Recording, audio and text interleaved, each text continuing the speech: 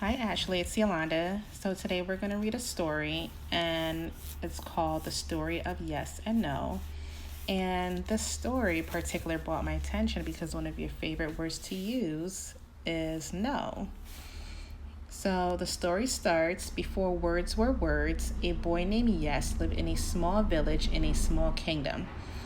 Yes was good at everything. He was the best, smartest, and most liked person in his village. Yes had a brother, and his brother's name was No. No was jealous of his brother because he was not much good at anything himself. Whenever the villagers asked No for help, he refused because he didn't like people very much. Whenever someone asked Yes for a favor, he would gladly help. And he secretly didn't mind the fact that it irritated No when he did. One day, Yes and No's father, Okay, went on a long journey and he left his two sons in charge of all the animals. Yes took good care of all the animals. However, No didn't want to be bothered with the boring task involved with taking care of the animals. So instead of helping his brother, No went down to the lake and threw rocks into the water. A few days after his father left, Yes asked his brother who watched the animals while he went to find some food to eat. Instead of doing what Yes asked, No laid down, shut his eyes, and forgot about the animals.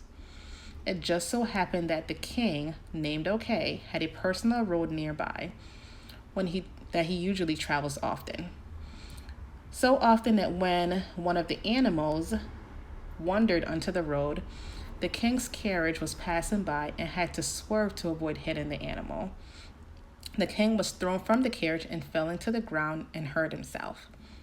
The king demanded to know why the animals had been allowed on the road and asked all the villagers for an explanation.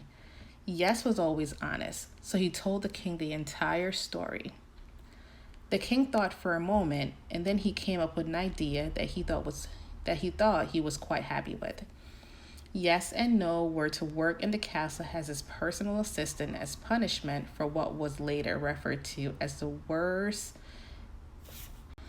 It was referred to as the worst three-toed yacht and carriage accident in the kingdom's history.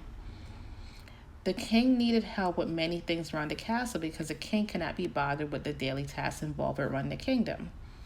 However, soon after his decision about the two brothers, the king realized that only Yes would be of any use to him as a servant. Whenever the king asked No to bring him anything, it would get thrown away, broken, or eaten without exception. The king was quite sure that No was the worst servant in the entire world. The brothers' most important task was to help pick the food for a grand party that the king was throwing later on that night. Cooks from all over the kingdom lined up at the castle gate to offer the king their food for the party. Of course, the king could not go and grab the food himself, so he asked Yes and No to do it for him.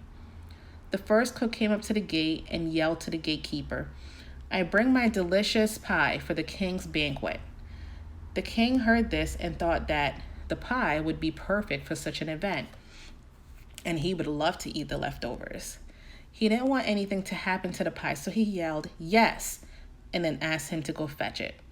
The next cook stepped up to the gate. "I offered the king groupie soup," he said. The king didn't like groupie soup very much, that he knew just how to get rid of it. "No," he yelled, and then sent No to retrieve the soup. No dropped the soup before the king could even smell it. This went on for hours. If the king liked a dish, he would yell yes, and it would be included into the night's feast. If he did not, everyone would hear a loud no, and the dish would be destroyed moments later by the servant with a very bad attitude. Pretty soon, this started catching on around the kingdom, for if a king does something, his loyal subjects are never far behind. If they didn't want a second scoop of potatoes, they would say no, and if they liked what someone was offering, they would say yes. And ever since that day in the small village in a small kingdom, yes has meant yes, and no has meant no. The small kingdom also offers to be the birthplace of Yes and No's cousin, Please and Thanks. But that is for another story for another time. The end. I hope you enjoyed the story, Ashley, and I hope to see you soon. Have a good day.